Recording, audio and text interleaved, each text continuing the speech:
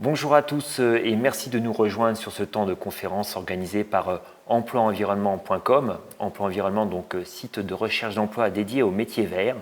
Et je vais vous proposer dans quelques instants de suivre une conférence captée il y a quelques temps mais qui n'en demeure pas moins d'actualité puisque les recruteurs qui prennent la parole évoquent les compétences qu'ils apprécient tout particulièrement pour intégrer leurs entreprises. Donc cette conférence organisée dans le cadre des rencontres métiers et carrières de l'Association scientifique et technique de l'eau et de l'environnement, conférence que j'ai moi-même animée, est à suivre maintenant. Bienvenue à tous sur cette table ronde consacrée aux métiers et aux emplois de l'environnement. Aujourd'hui, il s'agira plus particulièrement de voir auprès de nos intervenants quelles sont les attentes des recruteurs en termes de formation, mais également en termes de compétences requises pour accéder aux emplois de l'eau, des déchets et plus largement de l'environnement.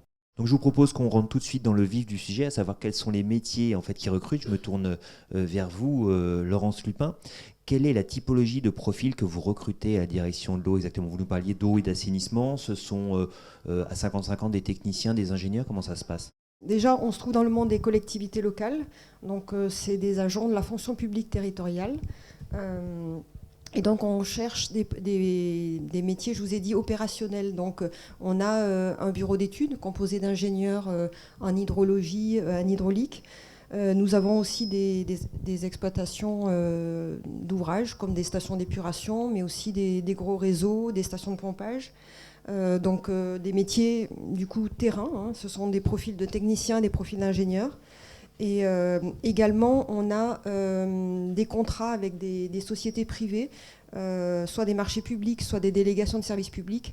Et nous avons besoin de profils techniques, mais pour nous aider, pour gérer ces contrats en fait. Hein. Donc quand on délègue à une société pour une dizaine d'années l'exploitation d'un réseau d'eau potable, c'est le cas à Lyon, eh bien, il faut des gens pour suivre techniquement ces contrats et tous les indicateurs qui sont à l'intérieur de ces contrats. Techniquement, ça veut dire quoi? Technicien supérieur? BTS donc? Donc oui, un petit peu tous les niveaux de formation. Hein, BTS, on a des agents qui sortent même avec le bac. Donc après BTS, bac plus 2, bac plus 5, voilà. On a un peu tous les profils. Et spécifiquement des formations sur le domaine de l'eau et de l'assainissement ou un peu plus largement sur les domaines de la mécanique, de l'électronique? Voilà, donc effectivement, en priorité sur les domaines de l'eau, de l'assainissement. Donc on peut avoir des profils au niveau environnement plus large. Si vous vous présentez en tant que candidat et que vous avez une envie particulière de vous lancer dans ces métiers-là, ça peut fonctionner également. Et donc, effectivement, ça peut être des profils de mécanique, électromécanique. Et puis, c'est le thème de ces quelques jours à l'AST, également système d'information lié à ces métiers-là. D'accord, donc tout ce qui est SIG notamment. Notamment, oui. D'accord, vous faites beaucoup de cartographie? Oui. Tout l'ensemble des réseaux et des installations sont gérés par des outils cartographiques. Alan Bonizek, vous recrutez plus spécifiquement des ingénieurs. Quel est là aussi un petit peu leur profil? Ils sont plutôt universitaires, plutôt grandes écoles? Si oui, lesquelles? Alors, on n'est pas fermé sur des profils universitaires ou écoles. On a des managers qui sont sortis de certaines écoles qui, par corporatisme, reprennent forcément plus naturellement des étudiants de leur profil. Mais on prend aussi bien des ingénieurs que des profils universitaires. En école d'ingénieurs, on a des écoles dans lesquelles on se sert quand même assez régulièrement, qui vont être l'ENGES de Strasbourg, l'ENSET de Toulouse, l'ENSECUB de Grenoble. Les agros également, ParisTech, Beauvais-La Salle, et des formations universitaires qu'on trouve un petit peu partout en France également. Donc là-dessus, on est assez ouvert. Donc c'est des profils à la fois donc, en hydraulique, et puis donc là, ça va être des recrutements en volume et de façon assez spécifique sur des problématiques et des postes assez compliqués à pourvoir sur des génies civilistes. Donc des gens qui vont faire plutôt la maîtrise d'œuvre. Donc ça, ce sont des recrutements qu'on a toujours un petit peu de difficulté à pourvoir parce qu'on n'est pas forcément non plus identifié. C'est des marchés concurrentiels? C'est assez concurrentiel, de plus en plus. Donc on a des majors qui sont confrères et concurrents. Et puis en local, on a des petits bureaux d'études également qui ont des modèles économiques un petit peu différents des nôtres, qui leur permettent de se positionner sur des affaires sur lesquelles nous ne pouvons pas aller. Donc, Oui, parce que finalement, le génie civil, ça sert un peu partout. Ça sert dans les grands ouvrages, ça sert dans les éoliennes. Vous les arrachez tous, en fait. Dès lors qu'il y a du béton, effectivement, ça nous intéresse tous. Donc, ce sont des compétences qui sont assez prisées. finalement, on se rend compte que les métiers de l'environnement au sens large, ce ne sont pas forcément, ça ne va pas forcément de pair avec des formations environnementales. Pierre Hitzberger, c'est aussi le cas au SICTOM. Est-ce que vous observez cette tendance de dire vous traitez du déchet, donc qui fait partie des secteurs historiques de l'environnement, et pourtant les profils que vous recrutez ne sont pas forcément spécifiquement du domaine du déchet? En fait, on recrute quasiment pas de spécialistes de déchets. Nos besoins Comme ça, vous êtes briefé. Voilà, nos besoins sont des spécialistes en électricité, contrôle-commande, génie civil, un peu moins, on n'a pas trop de difficultés sur cette compétence-là, mécanique des fluides, thermique. Après, la culture environnementale, elle vient assez vite. Un jeune ingénieur, au bout de 6 mois, s'il est un peu curieux, même s'il est électrotechnicien à l'origine, il est capable de connaître parfaitement le mécanisme du contrat éco-emballage sur la REP emballage ou les contrats d'achat de revente d'énergie à EDF Co. Voilà. Donc nous, aujourd'hui, très clairement, ce qu'on recherche, c'est des profils très techniques de gens qui maîtrisent le fond du sujet sur les grands métiers historiques de l'ingénieur, parce qu'on gère des installations industrielles qui certes traitent des déchets, mais qui ont plein de points communs avec toutes les installations industrielles qu'on peut trouver, quoi. C'est-à-dire aujourd'hui, incinérer des déchets, c'est une installation qui est aussi complexe qu'une centrale thermique ou qu'une installation nucléaire. Voilà. Donc, ça veut dire que vous avez le même souci également que M. Bonizek en termes d'identification pour que des profils comme ça, qui ne sont pas des profils environnementaux, viennent vous voir et postulent au SICTOM? Très clairement. C'est-à-dire qu'aujourd'hui, évidemment, on reçoit beaucoup de CV comme tous les employeurs potentiels. Et j'allais dire, 80% des CV qu'on reçoit ne correspondent pas au type de métier que potentiellement on peut avoir. Alors même si on est une petite structure, donc par rapport à ma collègue de la métropole de Lyon, on n'a effectivement que l'activité suivi de contrats, voilà, sur lesquels on a effectivement c'est le même métier, contrôler des contrats en déchets ou contrôler des contrats type eau assainissement, c'est les mêmes mécanismes. Et après, on a toute la gestion du patrimoine qui, là, nécessite vraiment des compétences techniques. Et aujourd'hui, effectivement, on reçoit énormément de CV de gens qui ont fait des formations générales en environnement et qui ne correspondent absolument pas à nos besoins, puisque nous, on a besoin de gens qui maîtrisent ce qui se passe dans les installations industrielles. Daniel Baumgarten, c'est la même chose chez Séché, on ne recrute pas forcément des spécialistes du déchet?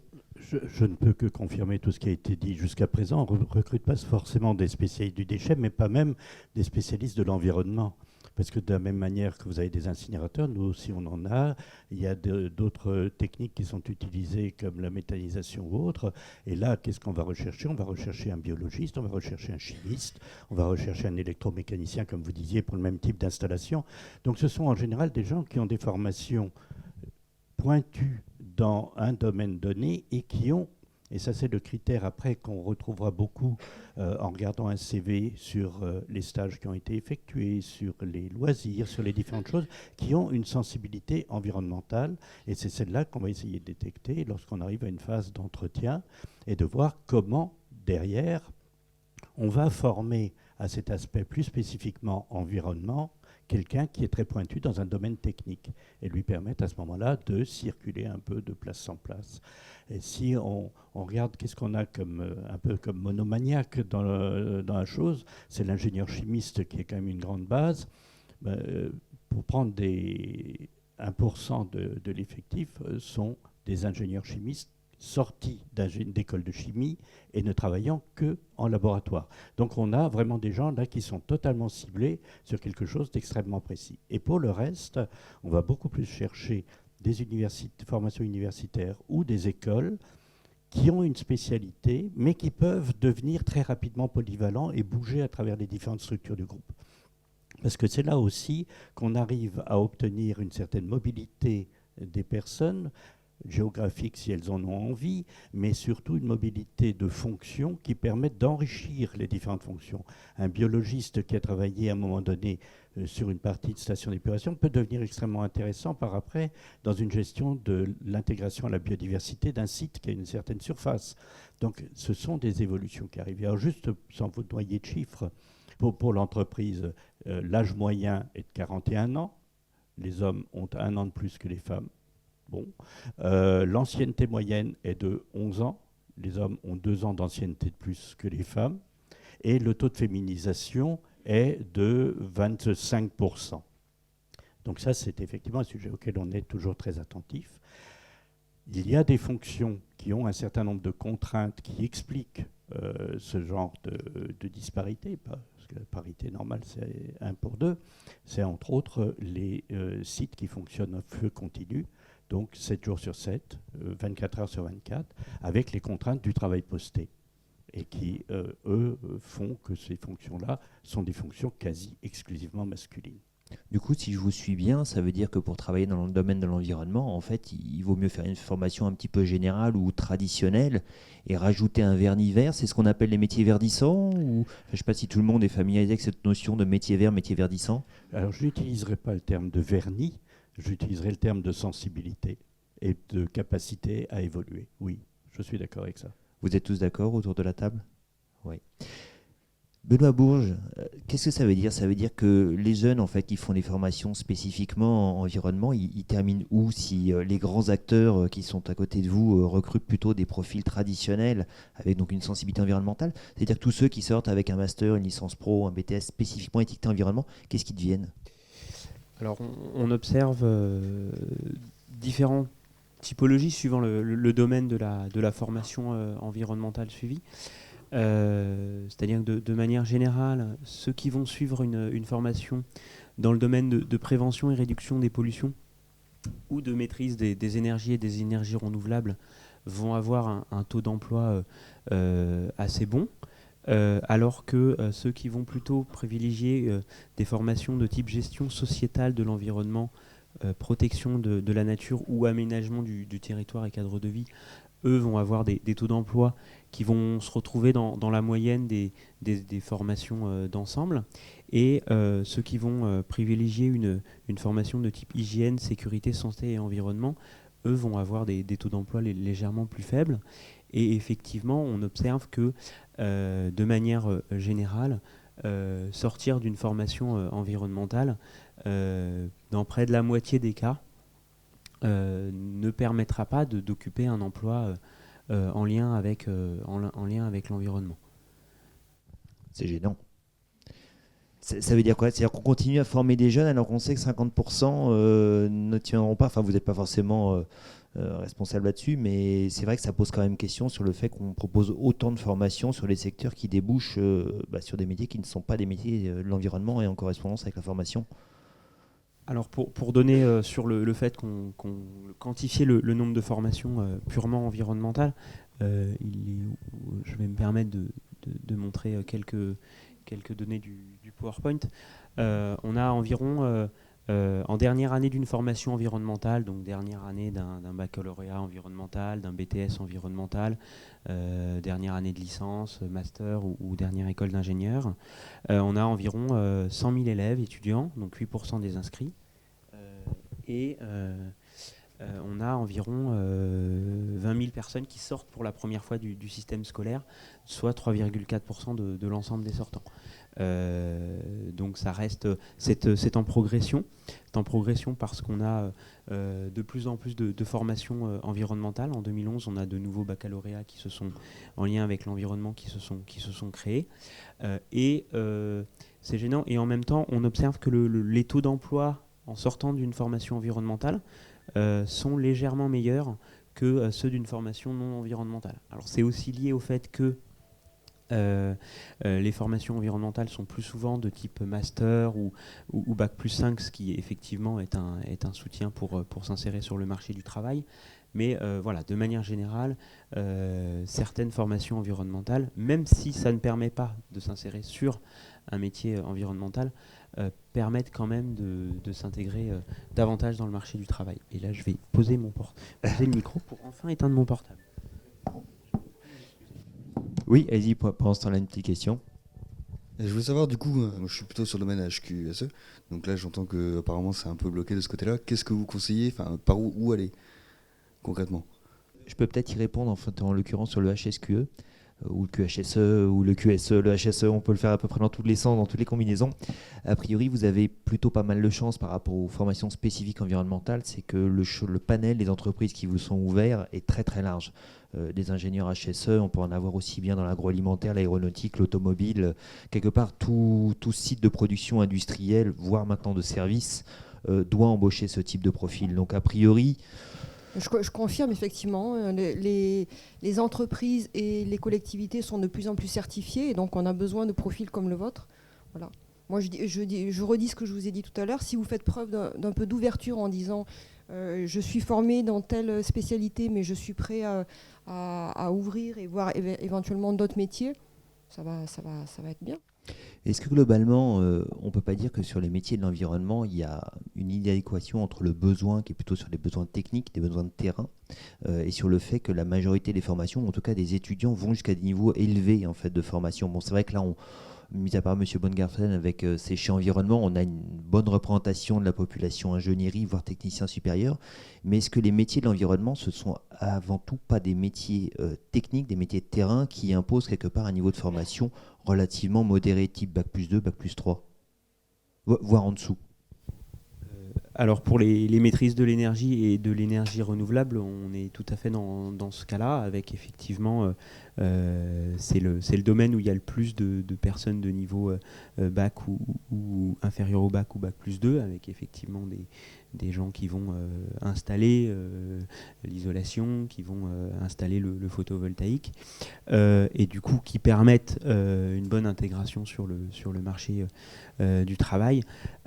Après, pour les autres domaines, il faudrait plus se retourner vers les spécialistes métiers, puisque dans les statistiques, ça ne se voit pas de prime abord, où ça nécessiterait de nouvelles analyses plus approfondies.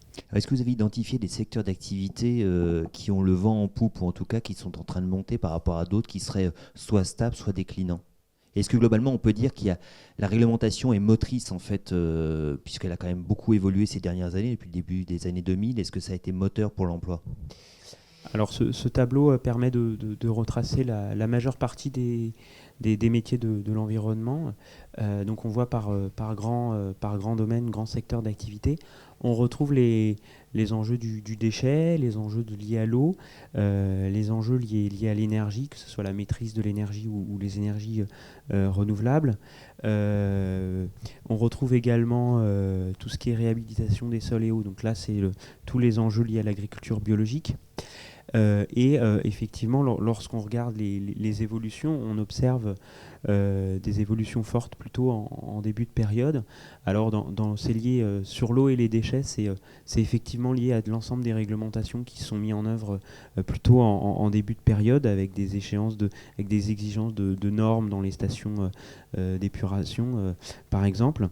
Et sur la fin de période, c'est moins, ça reste de manière globale, ça reste toujours plus rapide que l'emploi global.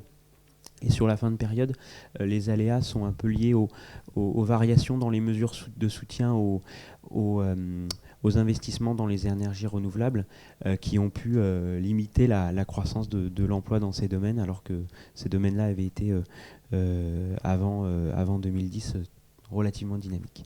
Madame Lupin, Monsieur Hildberger, vous avez senti justement dans ces missions de service public que vous occupez, en fait, l'effet augmentation de la pression réglementaire sur les objectifs plus contraignants en termes de normes d'émissions des incinérateurs. Monsieur Bourges parlait des problématiques d'assainissement. Est-ce que ça a joué favorablement sur vos recrutements? Effectivement, il y a un fort impact des évolutions réglementaires qui nous ont obligés, c'est ce que vous disiez, à faire beaucoup de travaux, notamment sur les stations d'épuration. Donc ça veut dire beaucoup de construction et également après beaucoup d'entretien et d'exploitation. Est-ce qu'on a pour autant changé nos pratiques de recrutement? Je ne pense pas. Enfin, au niveau de la collectivité, je ne pense pas. Ça a dû avoir de l'impact sur les entreprises qui travaillaient pour nous. Pierre Hildberger?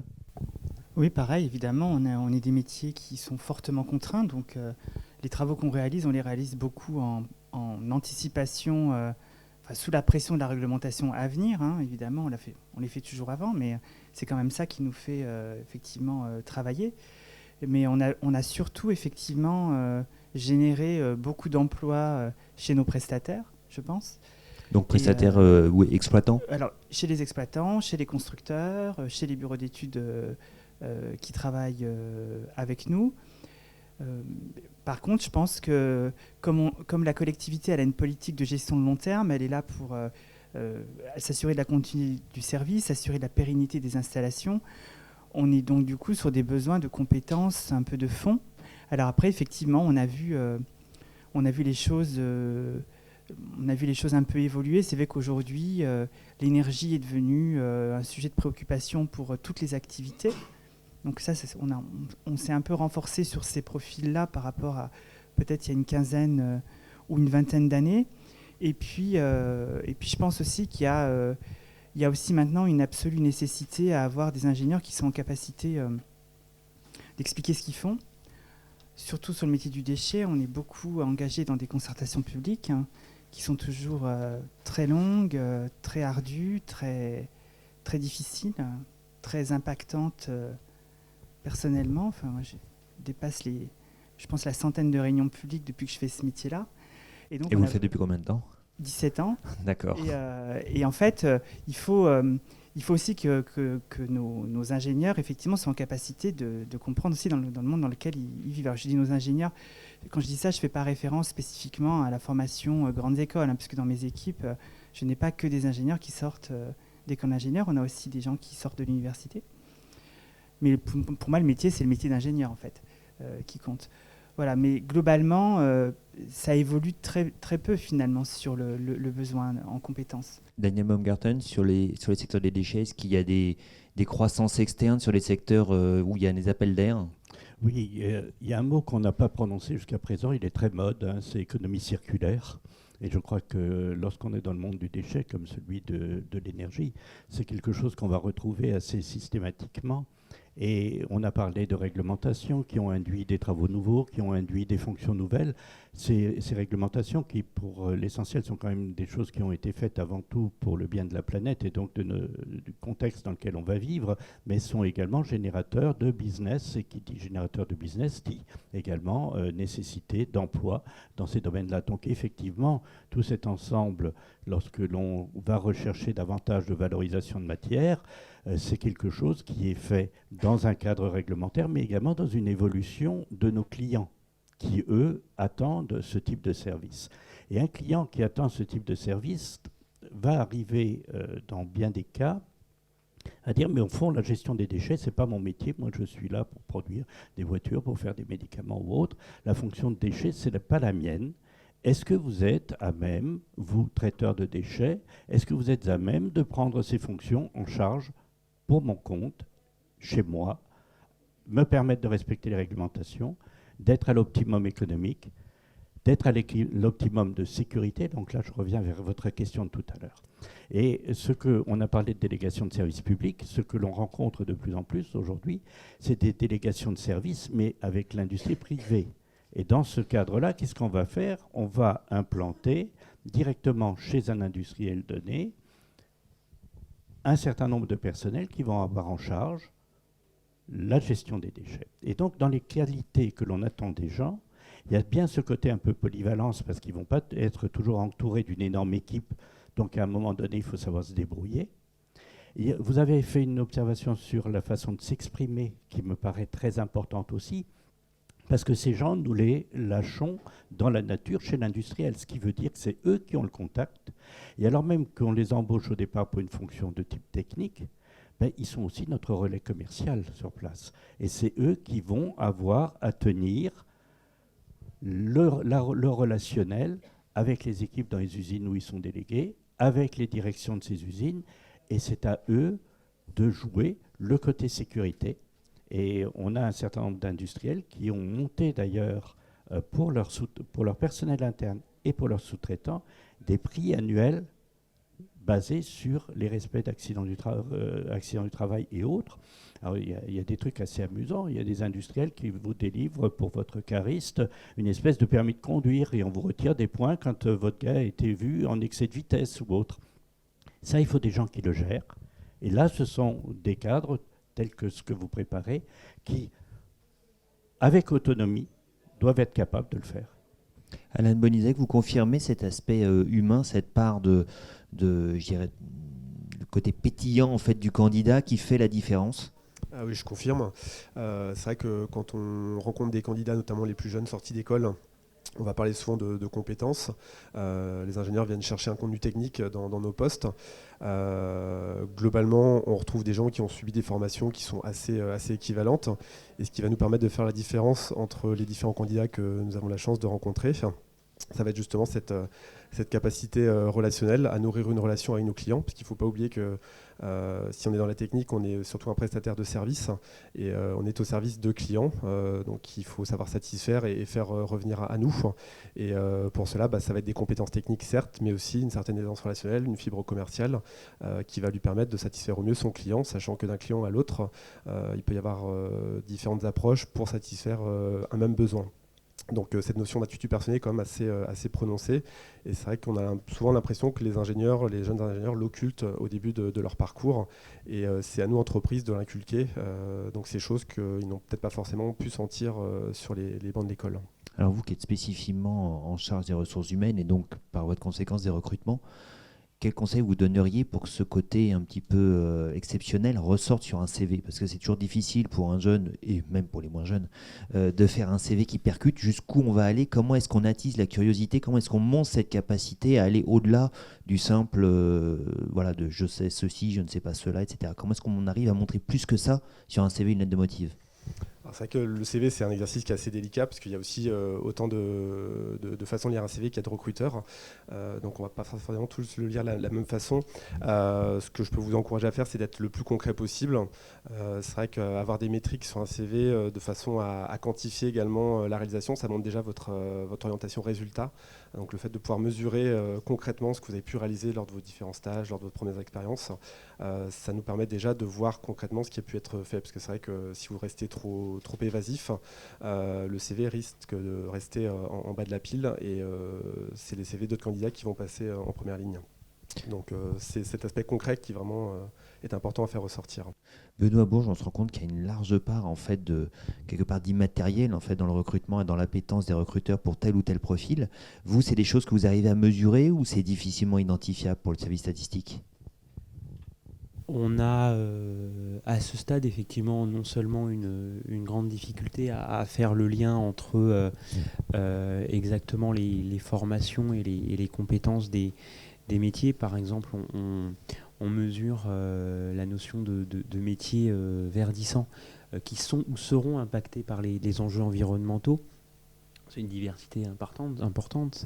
Ce sont les métiers du bâtiment avec l'isolation, ce sont l'industrie qui eux-mêmes vont être amenés à gérer leurs déchets. Et c'est vrai que la statistique aujourd'hui a des grandes difficultés à mesurer la part réellement impactée par ce verdissement. Donc ça, c'est en termes de pratique. Et c'est vrai qu'aujourd'hui, on n'a pas fait l'analyse suffisante pour faire le lien entre les compétences et les métiers occupés. Là, je parle de formation, donc quelque chose de quantifiable par les enquêtes statistiques usuelles. Si on parle de compétences de type individuel, là, effectivement, la statistique publique n'est pas en mesure de répondre à ces enjeux-là. C'est plutôt des enquêtes qualitatives qu'il faudrait mener auprès des responsables RH pour avoir ce genre de réponse. Par contre, je crois qu'on peut retrouver vos statistiques en fait de manière très synthétique en fait dans une note, je crois. Je vous vois avec une publication en fait qui date de quelques mois. Oui, alors on a différents moyens de publication de nos résultats. On a donc le site de l'Observatoire national des métiers et des emplois verts, qui est une instance de concertation avec l'ensemble de la statistique publique, l'INSEE, le ministère du Travail, pour échanger sur ces thématiques. Vous avez le lien ici. Ce site dispose par exemple deux fiches portraits sur les enjeux de la transition écologique pour pour 2 filières. Et il y a également le site du SOS. Donc là, c'est si vous tapez statistiques développement durable sur un moteur de recherche bien connu, et vous aurez effectivement l'ensemble des publications. Et par exemple, vous avez une publication sur qualité de l'insertion et ressenti sur les débouchés professionnels après une formation environnementale. Donc c'est une publication qui date d'avril 2015 pour ceux qui sont sortis en 2010 d'une formation environnementale avec une enquête dans le dispositif CEREC 3 ans après. Le CEREC, vous pouvez peut-être rappeler. Donc le CEREC, c'est une association qui suit surtout les enjeux de l'ensemble des formations, qui fait une enquête sur l'ensemble des formations. Et on a signé une convention avec eux pour suivre particulièrement les étudiants sortant d'une formation environnementale, pour permettre de donner les éléments chiffrés que j'ai donnés tout à l'heure sur quelle est l'insertion suivant les domaines de formation, quels sont les salaires dans ce métier. Et il y a eu tout un document assez détaillé de septembre 2015 sur l'insertion professionnelle des jeunes sortis d'une formation initiale en environnement en 2010, qui donne un ensemble de résultats. Donc ça c'est pareil, on peut le retrouver sur le site internet. Tout à fait, mais je pourrais aussi vous le retransférer pour éventuellement le faire passer. passer. Très bien. Est-ce que nous avons des questions dans la salle ?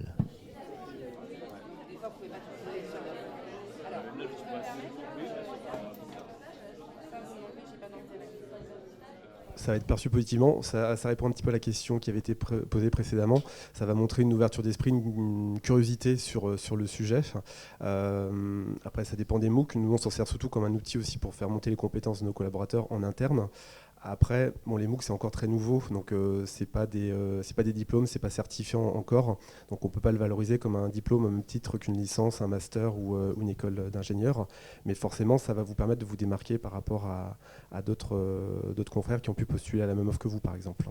C'est apprécié, c'est différenciant. C'est différenciant, oui, tout à fait. D'accord.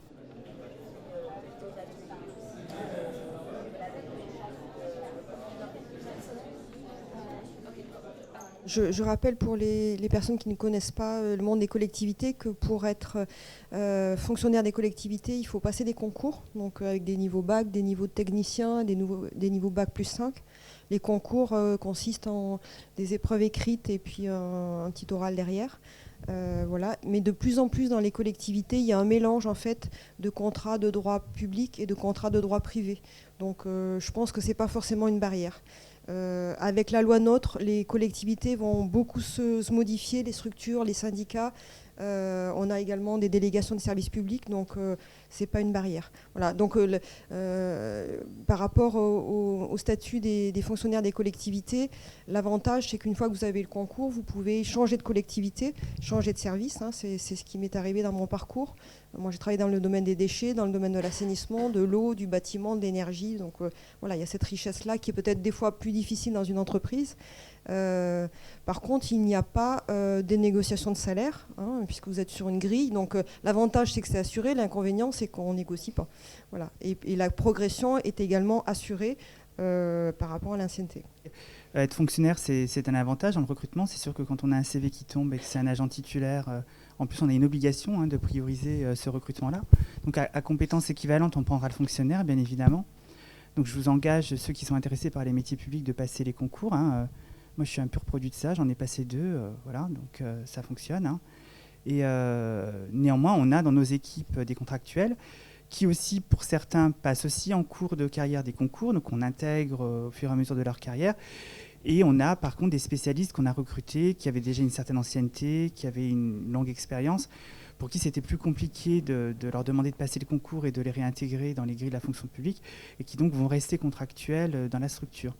Mais c'est pas un frein au recrutement, surtout que, comme je l'ai dit, on a des difficultés de recruter sur certains métiers, et sur ces métiers-là que j'ai cités, comme l'électricité notamment, on recrute très rarement, malheureusement, des fonctionnaires.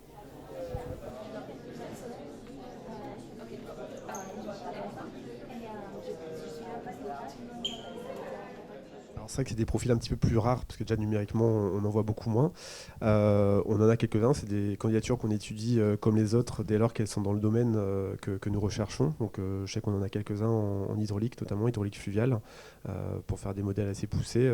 Ce sont des compétences qu'on peut rechercher. Ce n'est pas les plus fréquentes, je ne vous le cache pas, mais on peut, par opportunité, en recruter. On peut également en recruter dans les collectivités. Moi, j'ai un doctorat, donc je suis un bel exemple. Simplement, dans les collectivités, ça vous permet de taper plus haut au niveau des concours. Hein. Il y a un concours d'entrée au niveau ingénieur et puis il y a des niveaux au niveau docteur. Ça dépend de la spécialité, mais ça permet de taper plus haut.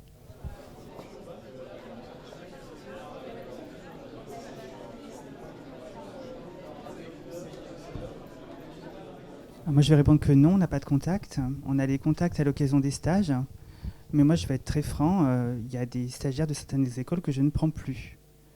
Parce que quand je considère qu'on exige de moi que je ponde un stage qui va aller bien, qui sera bien académique pour 6 mois, et que quand j'ai à proposer du boulot d'un vrai ingénieur dans une équipe technique pendant 6 mois, et qu'on me dit ça ne fait pas un stage, ben je passe mon chemin. Vous voulez dire qu'en fait, les formations ne s'adaptent pas au marché de l'emploi et on demande au marché de l'emploi de s'adapter au marché de la formation. Exactement. Donc moi, je ne fais plus l'effort. Voilà, parce que des stagiaires, évidemment, c'est comme pour le marché de l'emploi, c'est aussi compliqué. Donc maintenant, on ne travaille qu'avec les formations qui font l'effort d'accepter. Moi, j'ai des stagiaires qui ont commencé un stage, par exemple, voilà. Et puis dans l'équipe, on a une future maman qui en fait doit s'arrêter plus tôt que prévu. On trouve que le jeune il a du potentiel, mais on lui dit ton stage, tu poses ça, je prends ton téléphone, j'appelle ton maître de stage, et demain tu vas gérer ces travaux-là, et tu vas faire le chantier. Voilà. Bon ça arrive pas 2 fois dans une vie, une opportunité comme ça. Bon en général, les jeunes sont évidemment très partants pour relever ça. Et après, on se retrouve dans une espèce de négociation avec la formation pour valider le truc, quoi. Moi, je fais pas ça 2 fois, quoi. J'ai autre chose à faire, hein, c'est clair. Voilà. Donc il y a des fois quand même.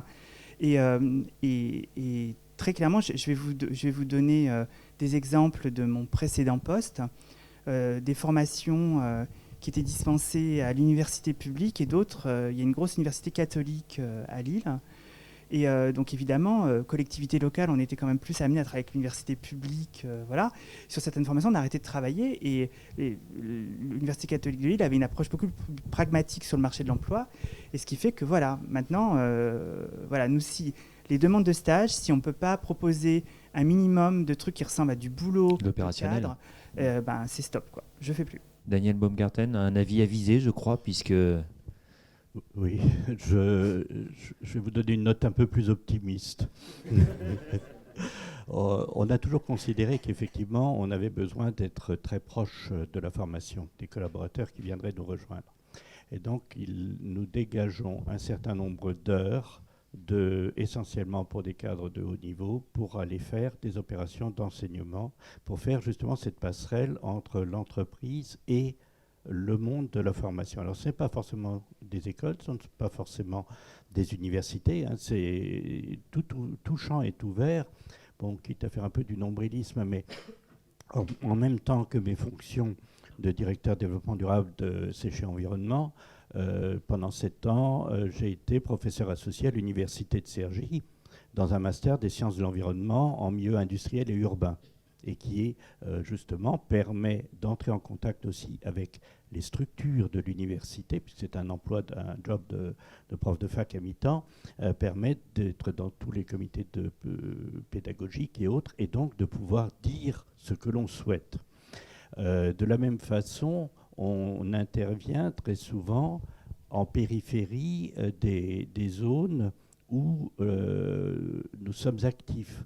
J'enseigne, je suis basé à Paris, hein, mais j'enseigne à l'ENGES de temps en temps parce que nous avons des implantations en Alsace.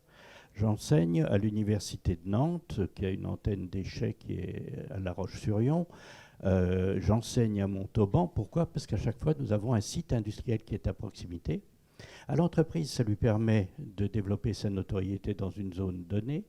Ça permet d'être en contact avec les organismes de formation de ces zones-là. Et donc, vous voyez, il y a de l'université, il y a de l'école, de manière à pouvoir dire, mais nous, ce dont on aurait besoin, voilà, c'est ce genre de profil, c'est ce type de formation. Et donc ça fonctionne, et très souvent, ça permet aussi de détecter dans les étudiants que l'on a, le petit gars qui nous a l'air futé et qui pourrait on pourrait peut-être bien lui proposer un stage. Et quand on prend un groupe comme le nôtre, c'est une petite cinquantaine de stages de plus de 2 mois que nous avons chaque année. Donc c'est souvent un système de pré-embauche qu'on utilise, c'est de passer par ce jeu du stage. Et je reviens sur la question précédente du doctorat, quand on a fait ce genre d'opération, en général, c'est quand on avait un problème à résoudre, on n'était pas pressé, mais à résoudre quand même. Et donc, on est parti sur l'idée d'embaucher, de monter un truc du style thèse-cifre, qui nous apporte en même temps donc un complément de financement à partir du ministère de l'Éducation supérieure et de la Recherche, et de pouvoir donc avoir le travail avec le doctorant, ce qui nous mettait à nouveau en contact avec le monde académique nécessaire. Et puis à la fin, en général, le doctorant, il est resté.